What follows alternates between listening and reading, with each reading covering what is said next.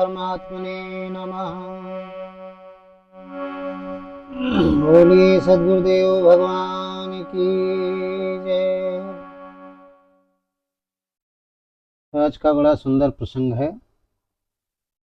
भगवान श्री कृष्ण भगवान शंकर दोनों महापुरुषों के अनुसार पाप क्या है, पुण्य क्या है, आत्मा क्या है, जीवात्मा क्या है और मोक्ष क्या है, इस पर आज हम चर्चा करेंगे। आप लोग बहुत ध्यान से सुनिए। गूढ़ रहस्य है। श्रीमद् भगवद गीता, वेद, पुराण, उपनिषद, कबीर, बीजक, जितने भी धर्मशास्त्र हैं सबके अनुसार हम बताएंगे कि पाप क्या है, पुण्य क्या है, आत्मा क्या है, जीवात्मा क्या है और मोक्ष क्या है। इसके विषय में हम आपको बताएंगे।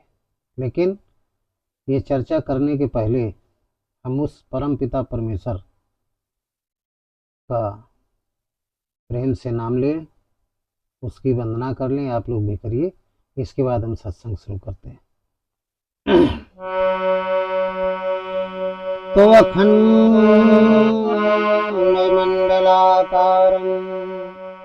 अव्याप्तेन चराचरम् अवखण्डमण्डलाकारम् व्याप्तेन चराचरम् तत्पदं दर्शितं येन तस्मै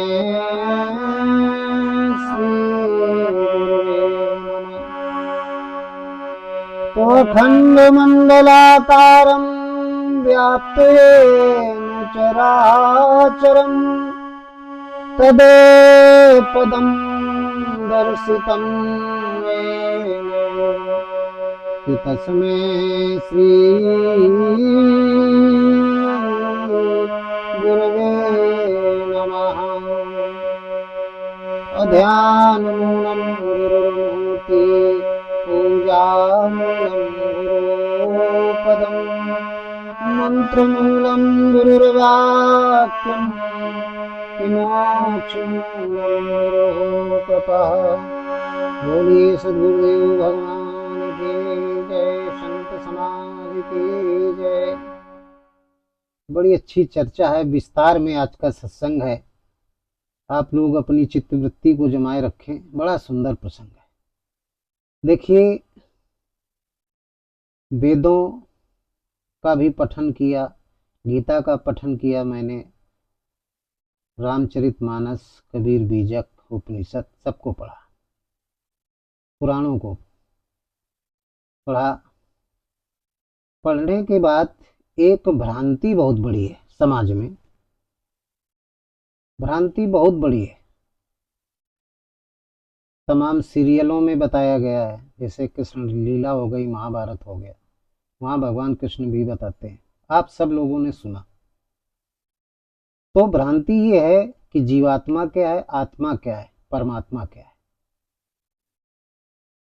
तमाम ऐसे महापुरुष हैं जिन्होंने बताया कि आत्मा को ही परमात्मा कहते हैं। लेकिन गीता में कहीं कहीं तो बताया गया कि आत्मा ही परमात्मा है, और कहीं कहीं उसी बात को भगवान कृष्ण ने कहा कि उनकी वाणी से ऐसा मालूम हुआ या मालूम होता है कि आत्मा अलग है, परमात्मा अलग है।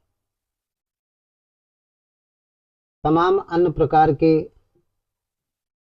संत हैं, महात्मा, वो भी स्पष्ट नहीं कह पा रहे कि आत्मा और परमात्मा एक हैं कि अलग है।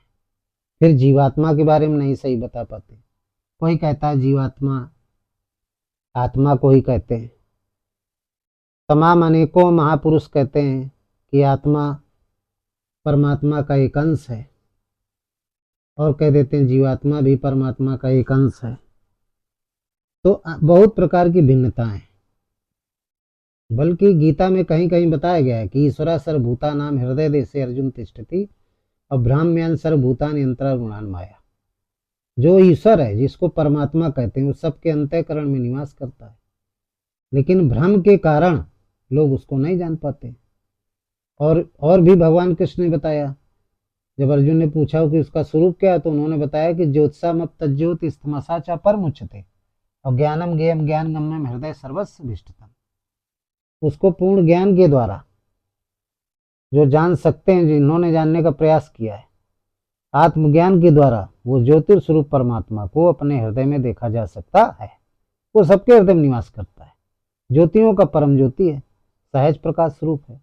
रामचरितमानस में भी बताया गया कि सहज प्रकाश स्वरूप है, रमण करता इसलिए राम है, सब कर परम प्रकाशित जो ही राम अनादि अवध पद सोई। ये गोस्वामी तुलसीदास जी ने लिखा है रामचरितमानस में। और कहीं कहीं कृष्ण ने कह दिया कि वो आत्मा परमात्मा से मिल जाती है, मेरा अंश है। तो ये बात समझ में नहीं आती कि आत्मा परमात्मा का अंश है कि आत्मा ही परमात्मा है। तमाम मनीषियों ने कहा कि नहीं, अंतःकरण में रमण करती है इसलिए उसको आत्मा कहते हैं। विश्व के कण कण में रमण करती है इसलिए उसको ब्रह्म कहते हैं। विश्व के अणु अणु में रमण करती है इसलिए उसको विष्णु कहते हैं।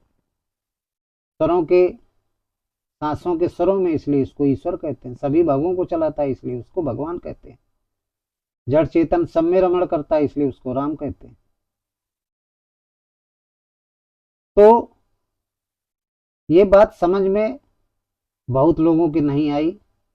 तमाम प्रश्न आए हमारे पास, काफी दिन पहले से आए कि महाराज जी बताइए, आत्मा क्या है, जीवात्मा क्या है, मोक्ष क्या है, ये पाप पुण्य जो हैं इनका साथ कहाँ तक होता है, शरीर कितने प्रकार के हैं। आज हम सबके बारे में चर्चा करेंगे। किसी ने बताया 4 प्रकार के, किसी ने बताया 3 प्रकार के, किसी ने बताया 5 प्रकार के। तो मैं सबके बारे में चर्चा करूंगा। बड़ा सुंदर प्रसंग है, बड़ा प्रसंग है, आप लोग इसको ध्यान से सुने।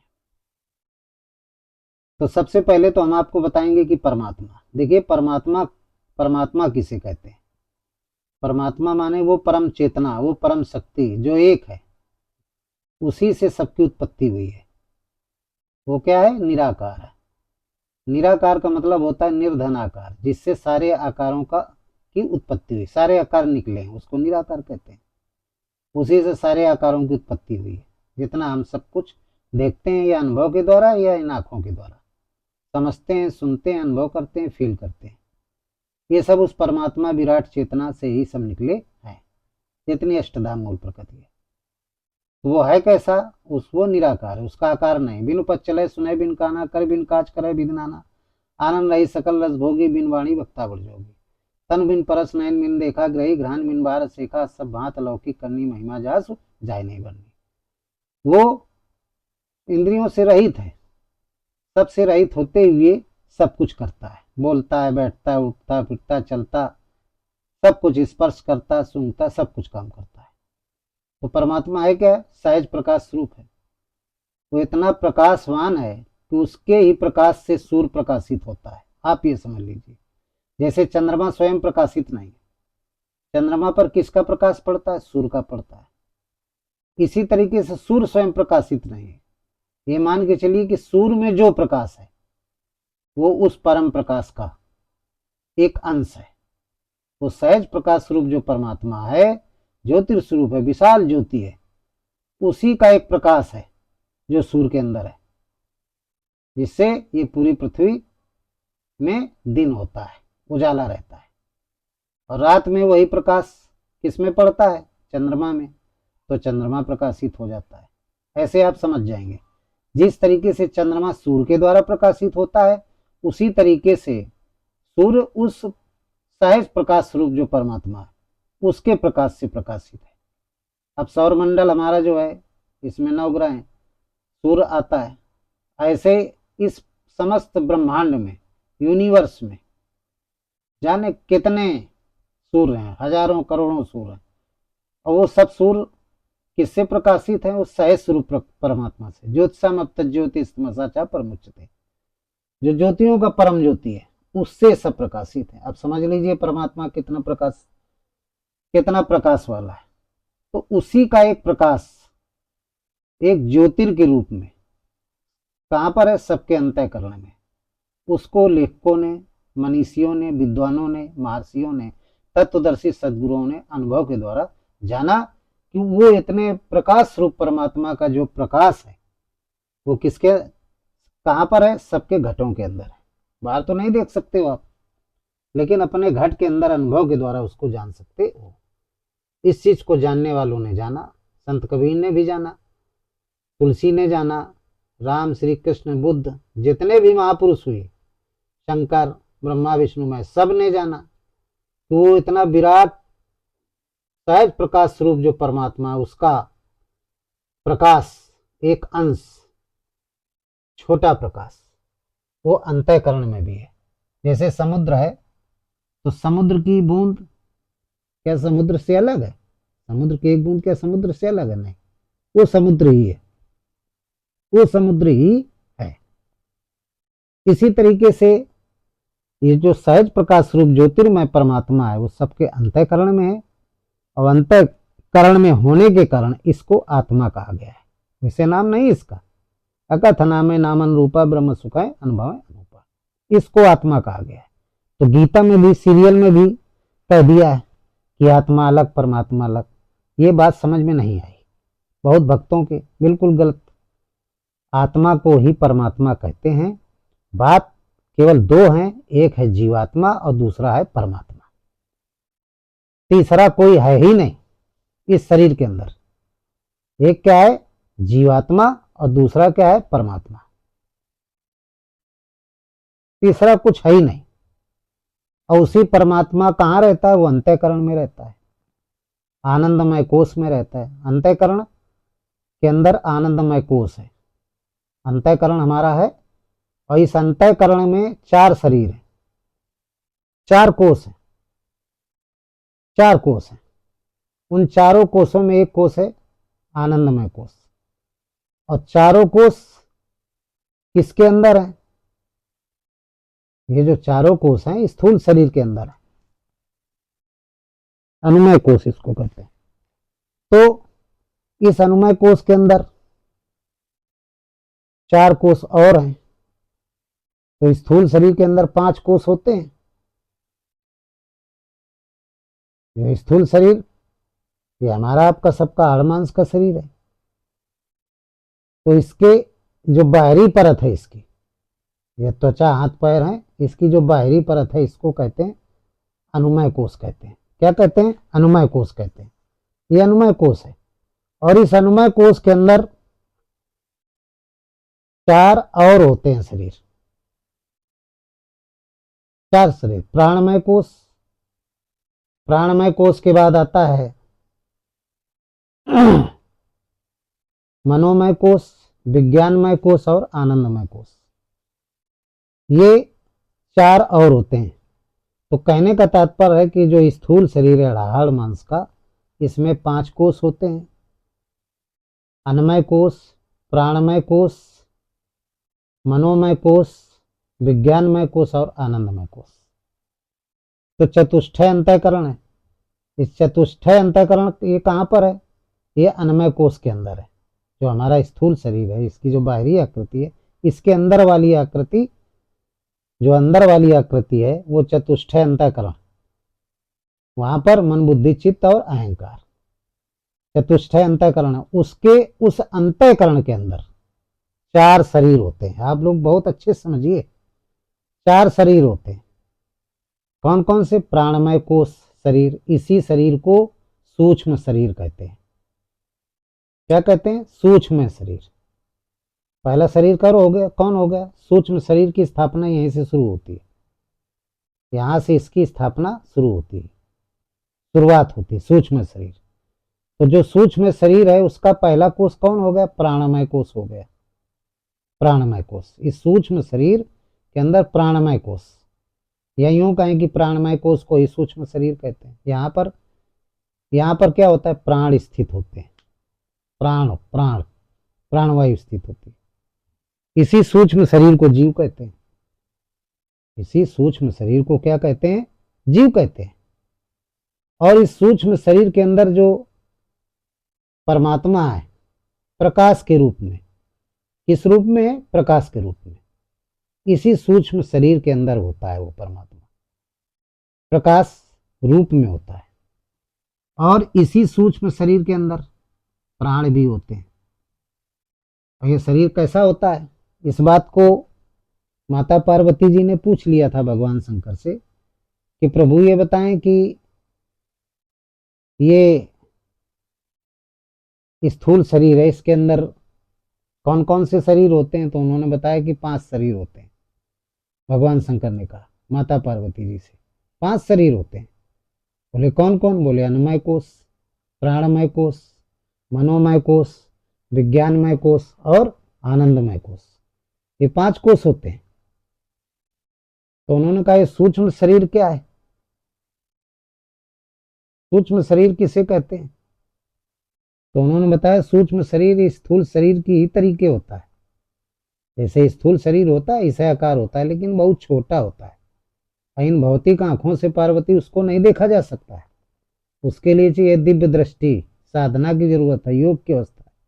जो सिद्धि प्राप्त कर लेते हैं, दिव्य दृष्टि प्राप्त कर लेते हैं, वो इस सूक्ष्म शरीर को देख सकते हैं। सिद्ध लोग, हर कोई नहीं देख सकता है। तो पार्वती जी ने हाथ जोड़ करके प्रार्थना किया भगवान शंकर से कि प्रभु आप इनका विस्तार में बताएं, 5 शरीरों के बारे में आप विस्तार में बताएं। ये अन्नमय कोश क्या होता है, प्राणमय कोश क्या होता है, विज्ञानमय कोश क्या होता है, आनंदमय कोश क्या होता है और मनोमय कोश क्या होता है। ये 5 कोशों के 5 शरीरों के बारे में आप बताएं। तो भगवान शंकर ने कहा, अमर कथा में सुनाया उन्होंने कहा ध्यान से सुनिए, बड़ा ही मार्मिक विषय है पार्वती, सोना नहीं।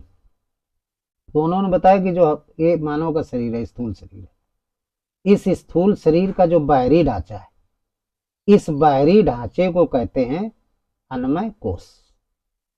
इसको अन्नमय कोश कहते हैं। और इस अन्नमय कोश के अंदर प्राणमय कोश होता है, चतुष्टय अंतःकरण होता है। चतुष्टय अंतःकरण के अंदर सूक्ष्म शरीर होता है, और सूक्ष्म शरीर को ही प्राणमय कोश कहते हैं। एक तो ये हो गया। दूसरा मनोमय कोश होता है। दूसरा कौन सा होता है, मनोमय कोश। तो पहला अन्नमय कोश, दूसरा प्राणमय कोश, तीसरा हो गया मनोमय कोश। तो अंतःकरण में प्राणमय कोश हो गया, दूसरा हो गया मनोमय कोश। मनोमय कोश में क्या होता है भाई, प्राणमय कोश में प्राणवायु रहती है। मनोमय कोश में क्या होता है, मन के सारे विचार होते हैं, अच्छे बुरे विचार, पाप पुण्य, ये सब मनोमय कोश में होते हैं। कितना हमने पाप किया, कितना पुण्य किया, संस्कार सब मनोमय कोश में होते हैं। इसके बाद अंतःकरण में एक और शरीर होता है विज्ञानमय कोश। विज्ञानमय कोश रूपी शरीर, इसमें सारा ज्ञान समाहित होता है। इस कोश में सारा ज्ञान समाहित होता है। फिर अगला कौन होता है शरीर, आनंदमय कोश। आनंदमय कोश को ही कहते हैं कारण शरीर। ये इसी को कारण शरीर भी कहते हैं, आनंदमय कोश को। तो आनंदमय कोश में वो परमात्मा जो सहज प्रकाश स्वरूप है, वो आनंदमय कोश में रहता है। तो ये 5 कोश हो गए। कितने हो गए, 5 हो गए। तो आनंदमय कोश में परमात्मा प्रकाश स्वरूप रहता है।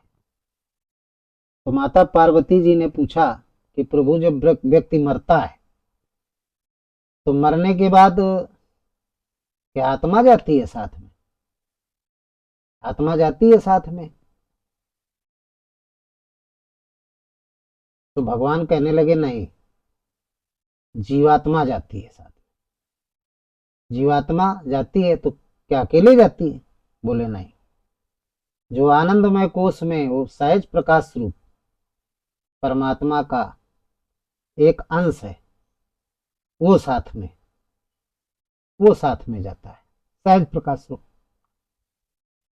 जाता है, पाप पुण्यों का कर्म भोगता है। तो पार्वती जी ने कहा, इसी बात को अर्जुन ने भी भगवान श्री कृष्ण से पूछा था।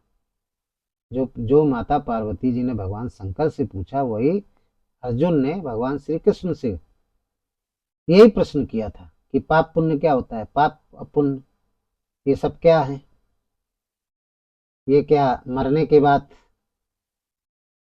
जीवात्मा या आत्मा को भोगना पड़ता है।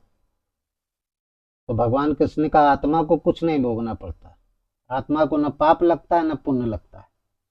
तो बोले पाप पुण्य किसको लगता है। तो बोले पाप पुण्य भोगना पड़ता है जीव को, जीवात्मा को, उसी को भोगना पड़ता है, आत्मा को नहीं भोगना पड़ता।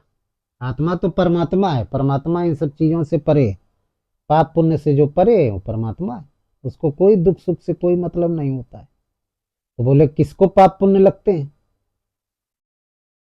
बोले मनुष्य के अलावा और किसी को पाप पुण्य नहीं लगते। जितने भी 84 लाख योनियां, इनमें पशु भी हैं, सांप, कीड़े मकोड़े सब हैं, सब अपना काम करते हैं। शेर है, वो छोटे पशुओं को खाता है, तो क्या उसको पाप लगेगा? सर्प है, किसी को काट लेता है, तो क्या उसको साप पाप लगेगा? भगवान कृष्ण ने कहा उसको कुछ नहीं लगेगा, न सर्प को और न शेर को पाप लगेगा। तो बोले पुण्य बकरी नहीं, कोई हिंसा करती है और वो क्या क्या खाती है? वो पत्ती खाती है, वनस्पतियां खाती है, तो उसको पुण्य मिलना चाहिए। तो बोले उसको पुण्य भी नहीं मिलता। तो बोले फिर पाप पुण्य किसको मिलता है? बोले मनुष्य शरीर को।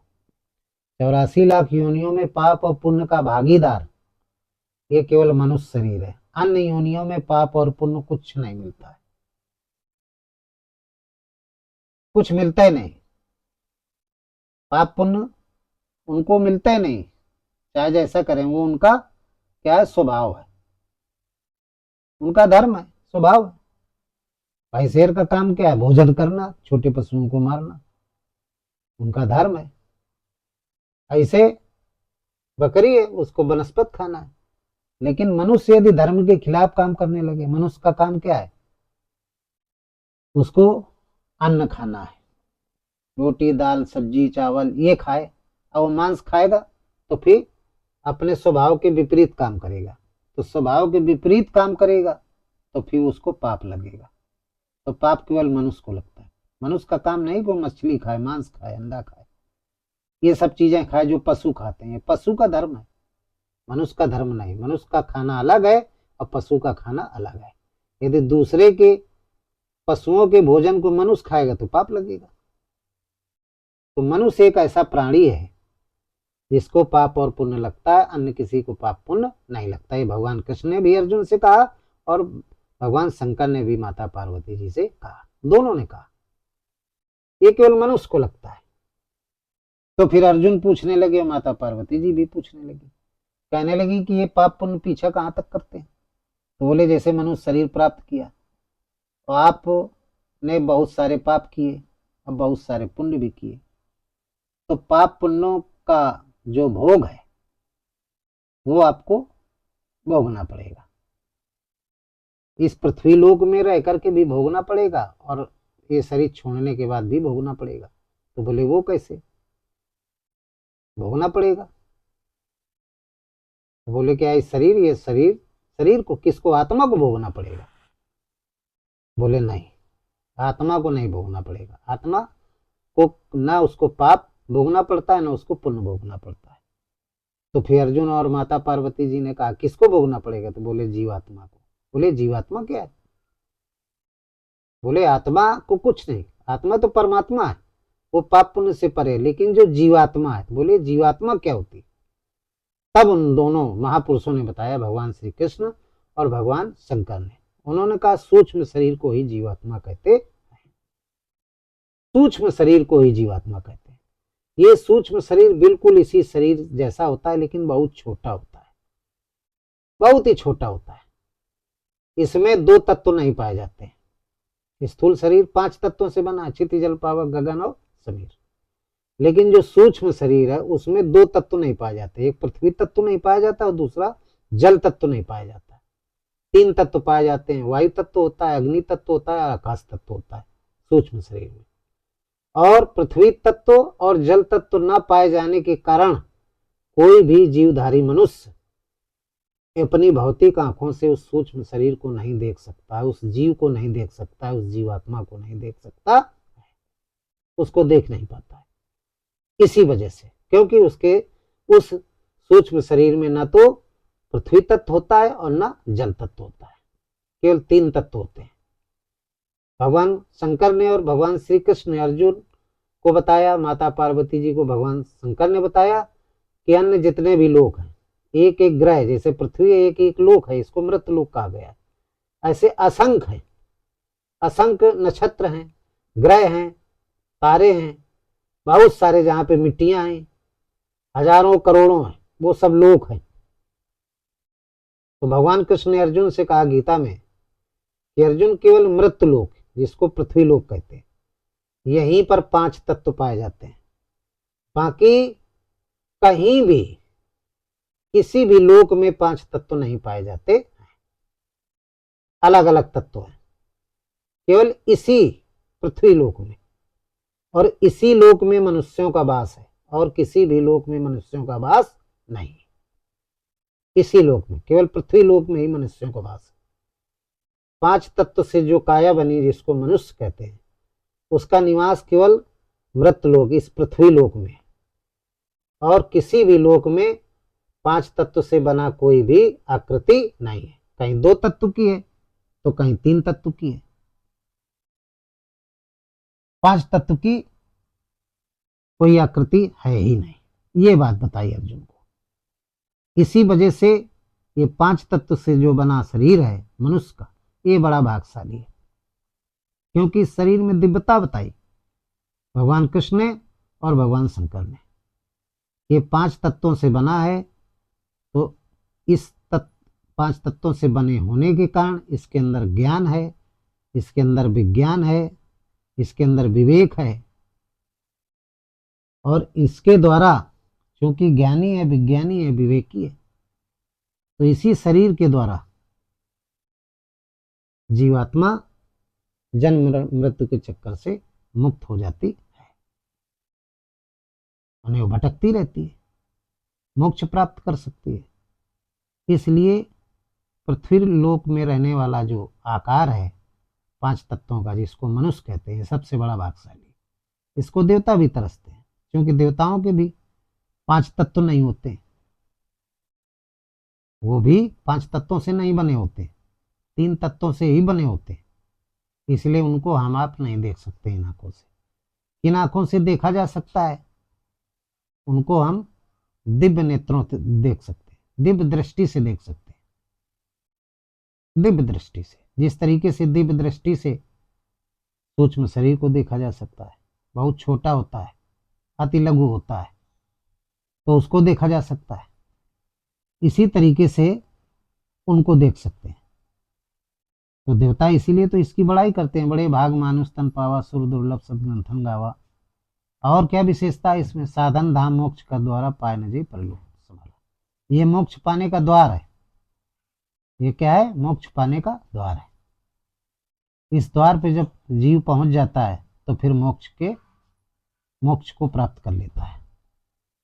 तो प्रश्न ये था कि जीवात्मा, तो जीवात्मा क्या है? जीवात्मा सूक्ष्म शरीर को कहते हैं। ये 3 तत्वों का बना होता है।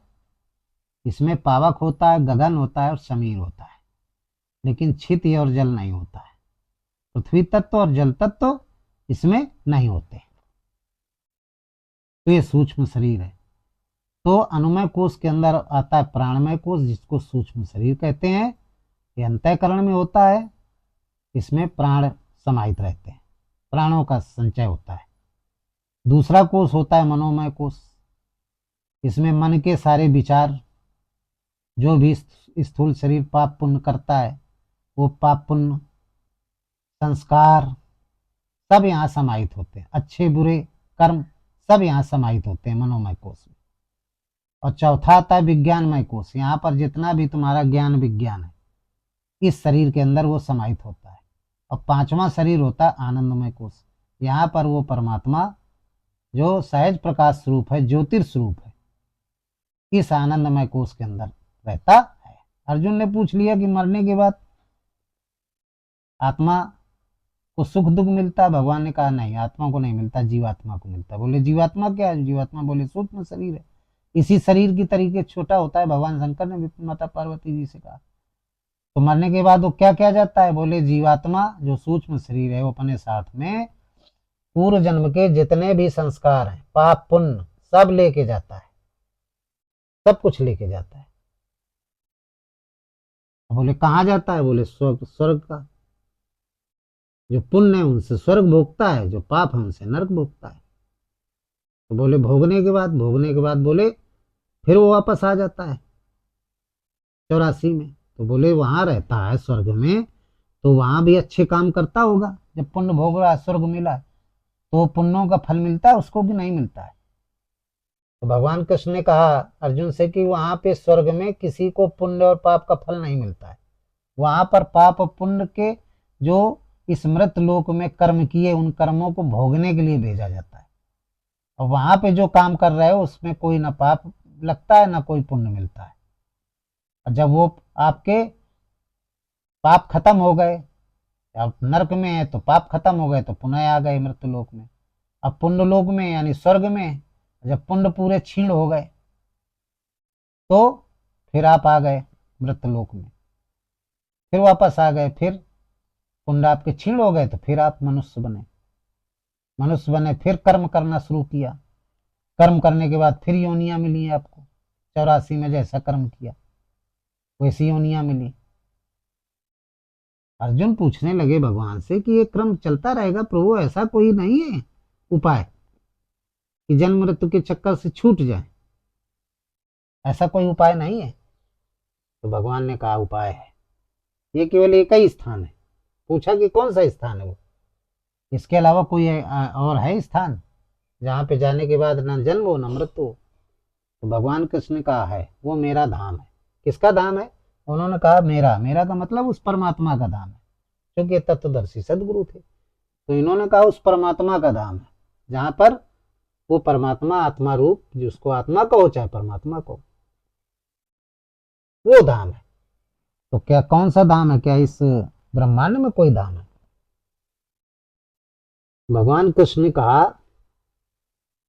कि जब जप यज्ञ के द्वारा साधक भजन करता है और उसकी सुरति उस परावाणी क्षेत्र में समा जाती है। सुरत समानी शब्द में ताई काल न खाए, जप मरे अचपा मरे आनंद हो मर जाए, ये संत कबीर ने कहा। सुरत समानी शब्द में ताई काल न खाए, तो जन्म मृत्यु के चक्कर से अलग हो जाता है। जब वो नाम का जप करता है, नाम निरूपण नाम यतन से सो प्रकट जिम्मोल रतन से, जब जप यज्ञ करता है, श्वास प्रश्वास का जप करता है, परावाणी क्षेत्र तक उसकी साधना पहुंच जाती है। तो फिर ये सूक्ष्म शरीर, जो सूक्ष्म शरीर है जिसको जीवात्मा कहते हैं, उस परमात्मा में, उस विशाल ज्योति में समा जाती है। जब समा जाती है तो फिर ना उसका जन्म होता है, ना फिर उसकी मृत्यु होती है। उसी को कहते हैं मोक्ष। मोक्ष इसी को कहते हैं। फिर आनंदमय कोष में वो समा जाता है, क्योंकि परमात्मा कहाँ रहता है? आनंदमय कोष में रहता है। वहां किसी प्रकार का कोई दुख है नहीं। तो एक आनंदमय कोष अपने अंदर है, एक आनंदमय कोष इस ब्रह्मांड में, उसमें समा जाता है। तो इस शरीर में रह करके भी आप मोक्ष प्राप्त कर सकते हैं, शरीर छोड़ने के बाद भी प्राप्त कर सकते हैं। अर्जुन ने कहा ये कैसे? माता पार्वती जी ने कहा ये कैसे? बोले शरीर के अंदर भी आप रह करके मोक्ष प्राप्त कर सकते हैं, क्योंकि मोक्ष का मतलब होता है जीवात्मा का परमात्मा में विलीन हो जाना, आत्मा में विलीन हो जाना। बार बार कहता हूं आत्मा और परमात्मा एक ही है, इसमें बड़ा भेद कर दिया है, बहुत गोल गोल घुमाया है। तो परमात्मा ही अंतःकरण के अंतर्गत है, उसी को आत्मा कहते हैं। और उसी का सहज जो प्रकाश है वो जीव के साथ रहता है सूक्ष्म शरीर के अंदर, उसी को जीवात्मा कहते हैं। उसकी चेतना रहती है, उस चेतना से जीव भ्रमण करता है 84 में। तो भगवान कृष्ण ने अर्जुन से कहा कि अर्जुन, ये जो जीवात्मा है, जब ये आनंदमय कोष में जब नाम का जाप करता है, सारे संस्कार इसके नष्ट हो जाते हैं जप यज्ञ के द्वारा, संकल्प विकल्प से रहित हो जाता है। संत कबीर ने कहा सुन सहजमन सुमिरते प्रकट भई एक जोत, और तास पुरुष की मैं बलिहारी निरालंब जो होत। जब शून्य मन शून्य हो जाता है, निर्मल मन जन सो मोहि पावा, मोहि कपट छल छिद्रन भावा, गोस्वामी जी ने कहा, तब अंतःकरण में स्थित जो जीवात्मा है जिसको सूक्ष्म शरीर कहते हैं, वो आनंदमय कोश। कौन सा शरीर है? आनंदमय कोश शरीर। जहाँ पे परमात्मा रहता है वहां पे विलीन हो जाती है। और जब विलीन हो गई तो फिर इस शरीर में रहते हुए वो आनंदमय कोश यानी मोक्ष को प्राप्त हो जाता है। तो उसको कोई इच्छा नहीं रहती किसी प्रकार की, वैकुंठ की स्थिति में आ जाता है। जो इच्छा करियो मन माही, हरि प्रसाद कुछ दुर्लभ नहीं। इस स्थिति वाले महापुरुष बहुत हुए हैं, इनको भगवान कहा गया। आप जानते हैं किसको किसको भगवान कहा गया। तो आनंदमय कोश में जब जीवात्मा को पहुंचा देते हैं शरीर के रहते हुए, तो साकार ब्रह्म हो जाते हैं। जैसे श्री कृष्ण, श्री राम जी, शंकर जी, बुद्ध, 24 अवतार, जाने कितने अवतार हैं। 24 हिंदुओं में, 24 नबियों में, मुसलमानों में 24 जो है जैनों में, जाने कितने अवतार। तो कहने का मतलब वो ईश्वर स्वरूप हो जाता है। वो जीवात्मा, वो जीव अपने आप को कहाँ समर्पित कर देता है? आनंदमय कोश में। वो कब कब समर्पित होता है? इस स्थिति में कब पहुंचता है? जब वो नाम का जप करता है, श्वास प्रश्वास का जप करता है, परामाणु के क्षेत्र में पहुंच जाता है, शब्द की जागृति हो जाती है। प्रसुप्त अवस्था में जो आत्मा है वो जब जागृत हो जाती है तो जीवात्मा आनंदमय कोश में पहुंच जाती है। तो जो जाने सो देव जनाई, जानत तुम्हें तुम्हें हो जाएगी। जब उस कोश में पहुंच जाएगी तो विशेषता क्या उस कोश की, कि जो इच्छा करियो मन माही, हरि प्रसाद कुछ दुर्लभ नहीं। जो भी इच्छा करोगे सब कुछ प्राप्त हो जाएगा। तो शरीर के रहते हुए आप आनंदमय कोश में जा सकते हैं। बड़े बड़े IAS PCS प्रधानमंत्री ये सब आनंदमय कोश में रह रहे हैं, सब कुछ इनको प्राप्त है। तो एक तो मोक्ष ये, दूसरी मोक्ष क्या है? अर्जुन ने पूछा मरने के बाद ऐसा कोई स्थान बताइए कि बार बार जन्म ना लेना पड़े इस शरीर को। तो बोले हाँ, वो मेरा परम धाम है, वो परमात्मा का परम धाम है जिसको आनंदमय कोश कहते हैं। वो आनंदमय कोश में रहता है। तो जब वहां जीव पहुंच जाता है तो फिर उसको जन्म मृत्यु के चक्कर में नहीं पड़ना पड़ता है। उसी को मोक्ष कहते हैं। दोबारा फिर जन्म और मृत्यु नहीं लेना पड़ता है ना। उसकी जन्म होता है, जब जन्म नहीं होगा तो मृत्यु नहीं होगी। तो जन्म मृत्यु के चक्कर से वो हो जाता है अलग। तो माता पार्वती जी ने कहा कि प्रभु थोड़ा विस्तार में बताएं कोषों के बारे में, शरीरों के बारे में। तो भगवान शंकर ने कहा अन्नमय कोष का मतलब होता है स्थूल शरीर का बाहरी आकार, त्वचा का जो बना है। इसके अंदर होता है प्राणमय कोष जिसको सूक्ष्म शरीर कहते हैं। वो भी इसी मनुष्य की तरीके होता है वो, लेकिन बहुत छोटा होता है। जैसे ये आकार बाहर का, ऐसे वो उसके भी हाथ पैर सब होते हैं, लेकिन बहुत छोटा होता है। फिर ये सब अंतःकरण में होता है। फिर उसके अंदर मनोमय कोष होता है, जहाँ पे मन के सारे विचार, पाप पुण्य, अच्छे बुरे कर्म सब संचित रहते हैं उस शरीर के अंदर। फिर अगला शरीर होता है अंतःकरण में विज्ञानमय कोष, जहाँ पे सारा ज्ञान विज्ञान आपका संचित रहता है। फिर अगला शरीर होता है अंतःकरण में आनंदमय कोष, जहाँ वो परमात्मा जिसको आत्मा कहते हैं वो प्रकाश रूप में रहता है, वो संचालित करता रहता है। वो आनंदमय कोष है। तो पाप और पुण्य, अर्जुन पूछने लगे कि पाप पुण्य कैसे मिलता है? क्या आत्मा को मिलता है? बोले नहीं, आत्मा को नहीं मिलता। आत्मा न पाप और पुण्य दोनों से परे, जीवात्मा को मिलता है। जीवात्मा को पाप और पुण्य मिलता है। शरीर मरता है, स्थूल शरीर, सूक्ष्म शरीर थोड़ा मरता है। सूक्ष्म शरीर क्या होता है? अमर होता है, वो मरता नहीं। एक योनि से दूसरी योनि में जाता है। उसके 3 ही तत्व होते हैं, पावक, अग्नि और गगन। 3 तत्व होते हैं उसमें। स्थूल शरीर 5 तत्वों का मिलकर बना होता है। तो मरने के बाद वो किसको ले जाता है अपने साथ? माता पार्वती जी ने पूछा है कि जीवात्मा किसको साथ ले जाता है, किस शरीर को साथ लेकर जाता है? सूक्ष्म शरीर इन 5 शरीरों में कौन से शरीर को साथ लेकर जाता है? तो भगवान शंकर और भगवान श्री कृष्ण दोनों ने कहा कि जो अनुमय कोष है ये तो स्थूल शरीर का बाहरी आकार है, ये तो जला दिया जाता है या बहा दिया जाता है, गाड़ दिया जाता है। एक तो ये नष्ट हो गया। दूसरा आता है प्राणमय कोश, यही जीवात्मा, इसी को जीव कहते हैं, सूक्ष्म शरीर कहते हैं। तो ये प्राणमय कोश अपने साथ किसको ले जाता है? मनोमय कोश को ले जाता है। ना विज्ञानमय कोश को ले जाता है, ना आनंदमय कोश को। ये किसको ले जाता है? मनोमय कोश को ले जाता है।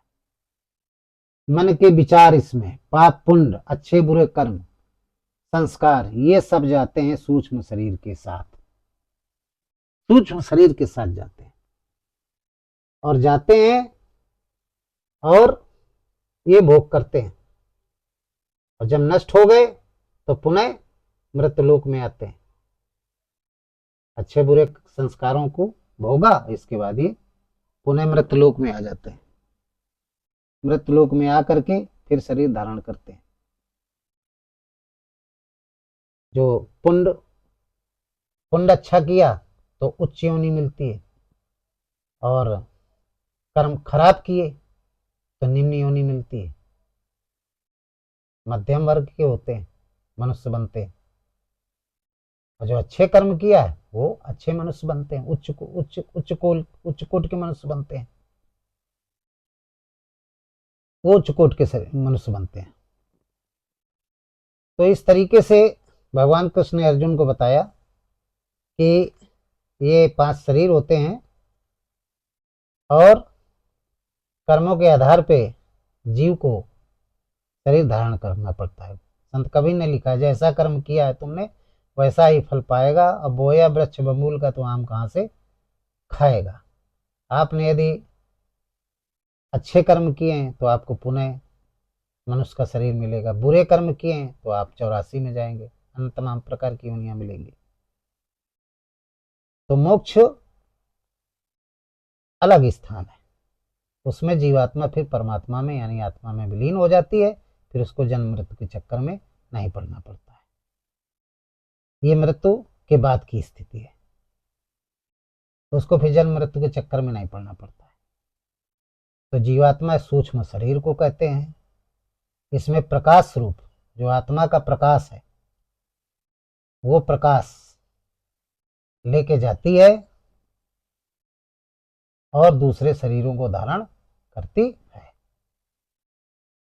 लेकिन उस प्रकाश का इससे कोई मतलब नहीं। जब व्यक्ति मरता है तो सूक्ष्म शरीर निकल पड़ता है और वो उस प्रकाश के साथ भ्रमण करती है। जब नाम का जप अच्छा करती है, नाम निरूपण नाम यतन से सो प्रकृत जो मूल रतन से, तो फिर उस विराट स्वरूप में जीवात्मा प्रवेश कर जाती है, तो परमात्मा स्वरूप हो जाती है, फिर उसे जन्म मृत्यु के चक्कर में नहीं पड़ना पड़ता। तो पाप और पुण्य सूक्ष्म शरीर के मनोमय कोश के साथ जाते हैं, अच्छे बुरे कर्म जाते हैं, इनके अनुसार योनियां प्राप्त होती हैं। ये जीवात्मा शरीर धारण करती है, और अच्छा काम किया जीवन में तो स्वर्ग मिला, बुरा काम किया तो नरक मिला। पाप पुण्य आपने वहां भी भोगा, भोगने के बाद पुनः मृत्युलोक में है। तो भगवान कृष्ण ने कहा, अर्जुन ये केवल पाप और पुण्य मनुष्य शरीर को ही मिलते हैं, अन्य योनियों में पाप पुण्य नहीं मिलते। कोई पाप कर रहा है पुण्य कर रहा है वो उनका धर्म है। पशु है उसका काम ही है, मांसाहारी होता है, मांस खाएगा, उसको पाप क्यों लगेगा? पाप लगता है मनुष्य को, क्योंकि मनुष्य का काम नहीं कि वो मांस खाए, इसका स्वभाव नहीं है, इसका धर्म, इसका स्वभाव है अन्न खाना, मांस नहीं खाना। और जब अपने स्वभाव या धर्म के विपरीत काम करेगा तो इसको पाप लगेगा। सर्प काम है उसका, उसका काम है काटना, काट लेता है तो उसको थोड़ा पाप लगता है, किसी मनुष्य को काट लिया ना उसको पाप लगेगा। बकरी है वो नहीं कोई हिंसा करती है, वनस्पतियां चुनती है तो उसको पुण्य भी नहीं मिलता है। तो कहने का तात्पर्य है कि इसी मनुष्य को ही पाप पुण्य मिलता है, इसी को भोगना पड़ता है, और इसी शरीर से मोक्ष भी मिलता है। इसलिए इंपॉर्टेंट है कि साधन नाम मोक्ष कर द्वारा अपाय न जाई परलोक संभाला, इसी को मोक्ष कहते हैं। तो स्वर्ग किसे कहते हैं? सुख का, सुख के नाम को स्वर्ग कहते हैं, सुख की स्थिति को, और नरक की स्थिति को नरक कहते हैं। दुख की स्थिति को नरक कहते हैं, सुख की स्थिति हो गई बोले स्वर्ग। प्रधानमंत्री आप बन गए तो पूर्व जन्म के कर्म थे आपके, तो आप ऐसे घराने में आपका जन्म हुआ कि आप सीधे प्रधानमंत्री बन गए। तो आपने सुख खूब अनुभव किया, इसके बाद मृत्यु हो गई, फिर आप चले गए वापस, पुण्य छीन हो गए, फिर आप 84 में चले गए। एक तो स्वर्ग ये है,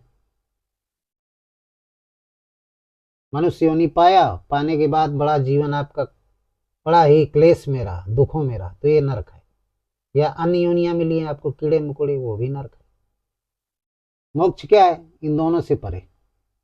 मनुष्य शरीर के बाद फिर दोबारा ना मनुष्य का शरीर मिले, ना कोई शरीर मिले, यानी उस परमात्मा में आप विलीन हो जाए, आनंदमय कोष में पहुंच जाए। ये जो जीवात्मा है, जब आनंदमय कोष में पहुंच जाती है तो फिर आनंद मग्न रहती है, सब कुछ सारे उसको स्वाद मिलते हैं। जैसे भोजन हम खाते हैं तो भोजन तो अंदर चला गया, लेकिन उसका स्वाद जीभ में एहसास होता है, बड़ा सुंदर, बड़ा मीठा भोजन था, बड़ा आनंदमय था। तो इस शरीर में जब हम खाते हैं कोई पदार्थ को, खाने के बाद हमें आनंद मिलता है, और आनंदमय कोष में पहुंच जाएंगे मोक्ष की स्थिति में, तो केवल स्मरण मात्र करेंगे कि बर्फी हमें खाना, उसका स्वाद कैसा होता है, तो तुरंत आपको बर्फी का स्वाद मिल जाएगा। जितनी भी दिव्य चीजें हैं, सुगंधित चीजें हैं, खाने वाली चीजें, केवल स्मरण मात्र करेंगे, इच्छा भर करोगे, आपको आपके अंदर वो सारा वो स्वाद, खाने वाली चीज है तो स्वाद मिलेगा, पहनने वाली चीज है एहसास आपको होने लगेगा, बहुत अच्छे कपड़ा पहने, सूंघने वाली चीज इत्र वगैरह, तो आप केवल एहसास करेंगे, याद करेंगे, इच्छा करेंगे, आपके अंदर वो इत्र आ जाएगा। वो आनंदमय कोष है, क्योंकि शरीर नहीं होता वहां पे, आपका शरीर नहीं होता है। 5 तत्वों का शरीर, ये मनुष्य शरीर केवल इसी मृत्यु लोक में। भगवान कृष्ण ने अर्जुन को बताया गीता में कि समस्त ब्रह्मांड में ये मानव शरीर केवल पृथ्वी लोक में ही है, यहीं पर 5 तत्वों से, अन्य लोकों में व्यवस्था नहीं है, कोई व्यवस्था नहीं, 3 तत्व ही है वहां पे, इसलिए उनको देखा नहीं जा सकता इन आंखों से। पृथ्वी तत्व, जल तत्व होता है तो हम देख सकते हैं। तो अर्जुन ने कहा क्या कोई नहीं देख पाता? बोले नहीं देख पाता। कौन? जो योगी लोग होते हैं, जिनके अंदर, जिन्होंने साधना के माध्यम से दिव्य दृष्टि प्राप्त कर लिया है, वो उस जीव को, उन दिव्य जीवों को जो ईश्वर स्वरूप हो गए, उनको देख पाते हैं। इसलिए गोस्वामी जी ने लिखा, ईश्वर अंश जीव अविनाशी और चेतन अमल सहज सुखराशि। उनको काटा नहीं जा सकता। विनाश केवल स्थूल शरीर का होता है, हाड़ मांस का जो है, इसमें 5 तत्व, ये नष्ट होता है, सूक्ष्म शरीर नष्ट नहीं होता। इसी सूक्ष्म शरीर को जीवात्मा कहते हैं, इसी सूक्ष्म शरीर को जीवात्मा कहते हैं। और वो जीवात्मा सहज प्रकाश स्वरूप जो परमात्मा है, उसकी जो दिव्य ज्योति है, उसी ज्योति के साथ निकलता है, शरीर छोड़ता है, जब दिव्य लोकों में घूमता है, घूमने के बाद पुनः मृतलोक में आ जाता है। स्थूल शरीर के अंदर जैसा कर्म किया है वैसा उसको शरीर मिल जाता है, फिर भोग करता है, भोग विलास करता है, फिर जैसा कर्म किया वैसा फल पाता है। ये क्रम चलता रहता है। अर्जुन ने कहा ये क्या जीवन कोई ऐसा उपाय नहीं है कि बार बार जन्म न लेना पड़े? उन्होंने कहा मोक्ष है, परम धाम है, उस परमात्मा का परम धाम है जिसको आनंदमय कोष कहते हैं, उसी को मोक्ष कहते हैं। जब वहां जीवात्मा पहुंच जाती है तो फिर उसे जन्म मृत्यु के चक्कर में नहीं पड़ना पड़ता है। जो जाना सो देव जनाई, जाना तुम्हें तुम्हें हो जाए, तो उसी के रूप में हो जाता है। तो ये बात समझ में आ गई होगी, जीवात्मा किसे कहते हैं?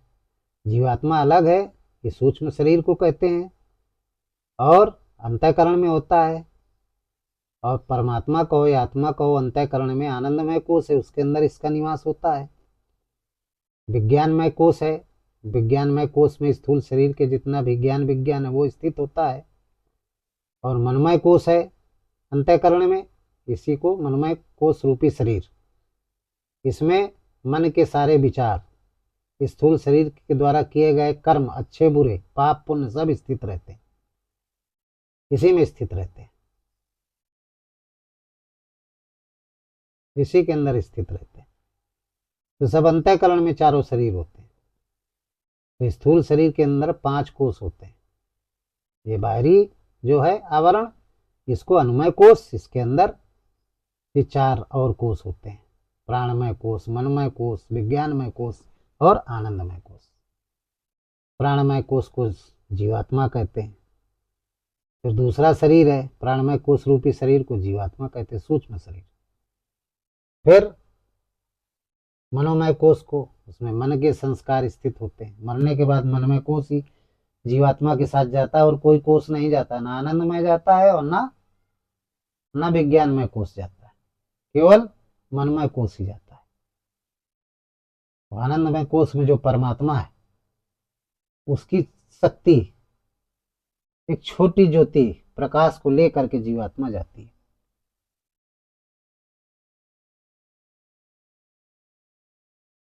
इस योनि से दूसरी योन, दूसरी से तीसरी योन, इस प्रकार वो भटकती रहती है। तो गीता में बताया गया है कहीं कहीं कि आत्मा परमात्मा को कहते हैं। ये गलत भ्रांति है, बहुत लोगों में बड़ी भ्रांति है। आत्मा को ही परमात्मा कहते हैं। इसी को संत कबीर ने घट कहा है, अंतःकरण को, वहां पर यही आत्म राम, इसी को राम कहा है। तो इसको दुख सुख नहीं होता है। शरीर ये नष्ट हुआ, स्थूल शरीर, तो विराट चेतना, ये बाहर सब ये उसी की चेतना है विराट, इसी में वो विलीन हो गई। वो कहीं आती जाती नहीं है कि कहीं जाए कि ना जाए। शरीर कटा तो शरीर 5 तत्वों में विलीन हो गए, वो प्रकाश वहीं खड़ा रहा और इस प्रकाश में प्रकाश मिल गया। बस आप इतना समझ लीजिए। जो सूक्ष्म शरीर है वो छोटे से उसकी ऊर्जा को लेकर के जाता है, जिसे भ्रमण करता है। वही ऊर्जा प्राणों के अंदर होती, प्राणमय कोश के अंदर, उसी को सूक्ष्म शरीर कहते हैं। आनंदमय कोश में जो परमात्मा है, जिसको आत्मा कहते हैं, उसकी जो चेतना है किरण रूप में, वो प्राणमय कोश के अंदर होती है। उसी किरण को लेकर के ये सूक्ष्म शरीर घूमता रहता है, स्वर्ग नरक की यात्रा करता है और इसके बाद फिर कर्म करते हुए मनुष्य शरीर धारण करता है।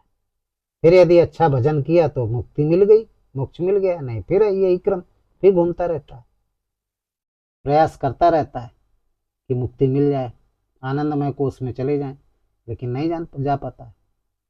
आनंदमय कोश इसी आनंद में विलीन हो जाता है, प्रकृति में, अपने विराट चेतना में। जो विराट चेतना है ब्रह्मांड की, उसी में वो विलीन हो जाता है, वो प्रकाश। जैसे समुद्र का पानी है, वो समुद्र में पहुंच गया, समुद्र हो गया, उसको कोई मतलब नहीं, कहीं भी पानी डालो समुद्र में जाता है। तो ये बात समझ में आ गई होगी आप लोगों की। तो इन्हीं शब्दों के साथ हम इस सत्संग को समाप्त करते हैं। बोलिए सद्गुरुदेव भगवान की जय। हृदय में स्थित परमात्मा राम की जय।